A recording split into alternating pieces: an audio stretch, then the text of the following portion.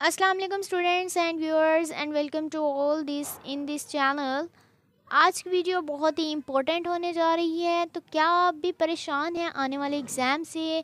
क्या आप परेशान हैं इतने लंबे आंसर्स को याद करने से, या फिर जैसे ही आप पढ़ने बैठते हैं आपको नींद आ जाती है, या फिर जैसे ही आप पढ़ने बैठते हैं तो आपको याद किया हुआ जो आपने माइंड में याद किया होता है वो आपको फ़ौरन भूल जाता है? अगर ऐसा है तो स्टूडेंट्स ये वीडियो आपके लिए है, जिसमें हम आपको कुछ ऐसी स्टडी टिप्स और ट्रिक्स बताएंगे जो साइंटिफिकली प्रूवन हैं। Number one, due to the sleep deprivation many diseases can attack on your self और हेल्थ। ये बात साइंटिफिकली प्रूव है स्टूडेंट्स के रात को देर से सोने या नींद ना आने की वजह से आप में बहुत सी बीमारियां जन्म ले सकती हैं। So, due to the deprivation of many disease can attack yourself.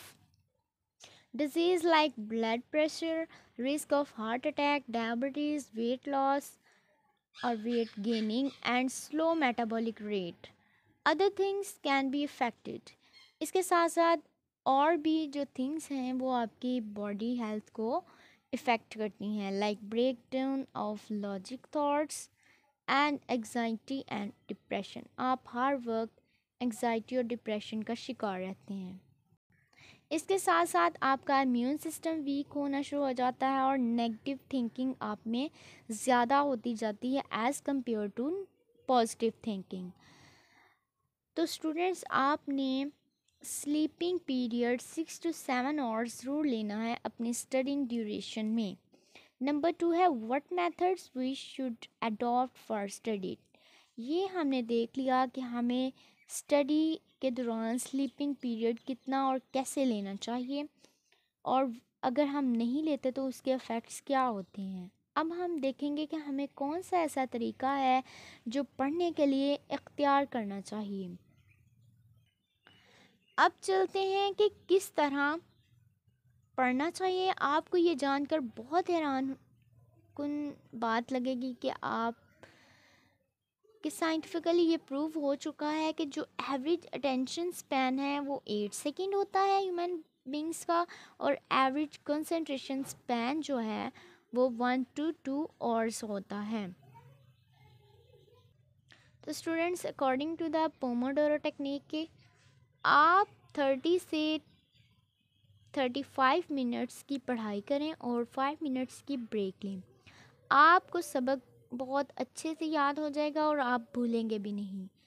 अब ये टेक्निक काम कैसे करती है ये देख लेते हैं हम। जब भी हम किसी चीज़ को इंटरवल्स के साथ स्टडी करते हैं या याद करते हैं तो हमारा ब्रेन इंफॉर्मेशन को साइनैप्स में स्टोर कर लेता है। And if you students can't learn anything or any topic in 30 minutes, then take a break to refresh yourself and start it again to learn. You will definitely feel the difference in your studies. Next, very important, make a study plan. तो students, exam में कामयाब होने के लिए या किसी भी test को क्लियर करने के लिए हमें स्टडी प्लान बहुत ही इम्पोर्टेंट होता है। तो आपने स्टडी प्लान ज़रूर बनाना है। इसके बाद एक टिप ज़रूर आपने फॉलो करनी है कि जब आप स्टडी प्लान करें तो उसमें फ़ोकस करें एक सब्जेक्ट के एक ही टॉपिक को, क्योंकि हमारा ब्रेन जो होता है वो एक चीज़ को ज़्यादा ज़हन नशीन और अच्छे से याद रखता है। तो आपने एट अ टाइम एक ही सब्जेक्ट को लेना है और उसके एक ही टॉपिक को स्टडी करना है। Next, tip number 4 very interesting, इसको आपने स्किप नहीं करना, इसको बहुत गौर से सुनना है। ये आपकी स्टडी प्लान में और आपकी स्टडी स्ट्रेटजीज़ में बहुत ही इम्पोर्टेंट रोल प्ले करने वाली है। तो इसको आपने बहुत एक्टिव होके सुनना है स्टूडेंट्स। एक स्टडी के मुताबिक 2 ग्रुप स्टडीज़ चूज़ किए गए और उन्हें कहा गया कि आपका क्विज़ होगा, यानी कि टेस्ट लिया जाएगा, और दोनों ग्रुप्स को सेम टॉपिक दिए गए। जबकि ग्रुप ए को टेस्ट की परफॉर्मेंस के लिए कहा गया और ग्रुप बी को प्रेजेंटेशन की परफॉर्मेंस के लिए कहा गया। जब परफॉर्मेंस की बारी आई तो जब देखा गया कि परफॉर्मेंस किसकी अच्छी है, उसमें ग्रुप बी ने बहुत ही अच्छी कारकर्दगी दिखाई।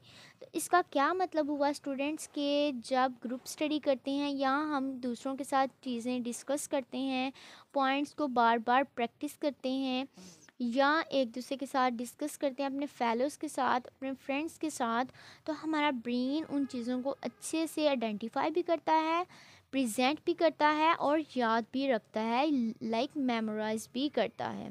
तो स्टूडेंट्स जो हमारा ब्रेन होता है वो कोहेरेंट मैनर में ट्रेन किया जाता है, लाइक उसमें जो इंफॉर्मेशन होती है वो कोहेरेंट मैनर में स्टोर हो रही है। तो students try to study in a group and discuss all your topics with your friends and fellows। और अगर आप इस तरह से याद करते हैं तो आपको पढ़ने का भी बहुत मज़ा आता है और चीज़ें याद भी रहती हैं। इसके अलावा कुछ ऐसे स्टूडेंट्स होते हैं जो ग्रुप स्टडी नहीं करते या उनको कोई पढ़ाने वाला नहीं होता या डिस्कस करने वाला नहीं होता, तो वो इस स्ट्रेटजीज़ को अप्लाई कर सकते हैं कि वो इस तरह से याद करें कि वो जैसे किसी को पढ़ा रहे हैं। ये भी एक टिप है याद रखने, चीज़ें याद रखने की। नेक्स्ट हमारे पास टिप नंबर आती है 5, how to avoid sleep during study. इसके लिए आप कोशिश करें कि कभी भी आप बेड पर ना बैठकर पढ़ें। इसके लिए आपको कुछ अरेंजमेंट्स करनी होंगी, लाइक आप अवॉइड कर सकें अपनी नींद को during study. Arrange the study table and arrange your rooms like airy, bright and ventilated without any distraction। Next 6 point है हमारे पास, try to highlight the important points and use sticky notes और flash cards. Students जब आप highlight करते हैं important points को तो आपके लिए याद करना बहुत आसान हो जाता है, लेकिन स्टूडेंट्स इससे भी बेहतर ऑप्शन आपके पास मौजूद है जो कि फ्लैश कार्ड्स और sticky notes हैं। because when we study we randomly highlight all important and unimportant things जिन्हें लर्न करते वक्त हमारा ब्रेन कनेक्ट नहीं होता, लेकिन अगर आप अपने बनाए हुए फ्लैश कार्ड या स्टिकी नोट्स को देखते हैं तो आपके ब्रेन को एक एक्टिव रिकॉल जाती है। तो इस तरह से आपका ब्रेन क्या होता है कि उसमें एक स्ट्रॉन्ग न्यूरल कनेक्शन डेवलप हो जाता है। So the sticky notes and flashcards are helpful to study faster as well as those are to that points, and it also helps to less time wasting in your studies। Next point है 7, practice as much as you can। तो students आपने चीज़ note की होगी कि जितना आप याद करके लिख के देखते हैं तो आपकी प्रैक्टिस भी ज़्यादा हो जाती है, आपकी राइटिंग स्पीड भी ज़्यादा होती है और आपकी लर्निंग कंसंट्रेशन भी ज़्यादा होती है। ये तो आपने सुना होगा कि practice makes a man perfect. अगर आपको किसी भी टॉपिक या चैप्टर या किसी भी इम्पोर्टेंट थिंग में महारत चाहिए, उसको बहुत अच्छा बनाना है, तो आप बार बार उस चीज़ पर प्रैक्टिस कर सकते हैं। अगर आप प्रैक्टिस करते हैं तो वो आप परफेक्टली उसमें मास्टर बन जाते हैं उस चीज़ में।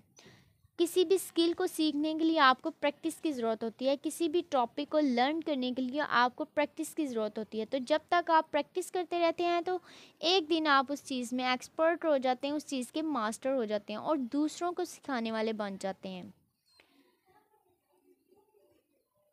और अगर आप किसी चीज़ में नाकाम हो जाते हैं तो आप उसके लिए बार बार ज़रूर कोशिश करें, क्योंकि स्टूडेंट्स आपने इस चीज़ से घबराना नहीं है कि अगर एक दफ़ा आप फेल हो गए हैं किसी काम में या किसी स्किल को सीखने में तो आप सीख नहीं सकते। ये बिल्कुल एक रॉन्ग कॉन्सेप्ट है कि जब तक इंसान कोशिश करता है वो ज़रूर कामयाब होता है, और गलतियों से ही इंसान सीखता है। गलतियाँ करने से ही हमें पता चलता है कि सही क्या है और इस काम को हम किस तरह से अच्छे तरीके में कर सकते हैं। Practice makes a man perfect. Next point है हमारे पास 8, don't skip your your notes and don't keep your phone near to yourself and close notifications to avoid distraction. Students, जब आपके एग्ज़ाम स्टार्ट होते हैं तो आपने कोशिश करनी है कि अपना फ़ोन अपने पास ना रखें, क्योंकि ये एक तरह से आपका टाइम वेस्ट होता है जब आप फ़ोन यूज़ करते हैं ड्यूरिंग योर स्टडीज़। तो आपने अगर अपने पास फ़ोन रखना है तो उसके तमाम नोटिफिकेशंस को क्लोज़ कर देना है ताकि आपकी डिस्ट्रैक्शन ना हो ड्यूरिंग स्टडी। इसके अलावा आपने एक और टिप को फॉलो करना है। You need install all the unnecessary apps and install useful study helpful apps. आपने उन apps को डिलीट कर देना है जो apps आपको डिस्ट्रैक्शन का काज बनती हैं, लाइक टिकटॉक, इंस्टाग्राम, फेसबुक। अगर आपकी यूज़फुल नहीं है तो आपने उनको डिलीट कर देना है ड्यूरिंग एग्ज़ाम पीरियड्स। इसके अलावा आपने उन ऐप्स को इंस्टॉल कर लेना है जो स्टडी ऐप्स हैं, ताकि आपका during study period time waste ना हो और आप ज़्यादा से ज़्यादा स्टडी करें और अपने एग्ज़ाम्स में कामयाबी हासिल कर सकें। उम्मीद करती हूँ स्टूडेंट्स आपको ये टिप्स और ट्रिक्स ज़रूर पसंद आई होंगी। आपने मुझे कमेंट सेक्शन में ज़रूर बताना है कि आपको कौन सी ट्रिक अच्छी लगी और आप किस ट्रिक को फॉलो करना चाहते हैं, और इन टिप्स और ट्रिक्स को फॉलो करते हुए आप ज़रूर कामयाब होंगे। इसके साथ साथ आपने चैनल को ज़रूर सब्सक्राइब करना है और बेल आइकॉन को भी प्रेस कर दें। ओके, थैंक यू एंड अल्लाह हाफिज़।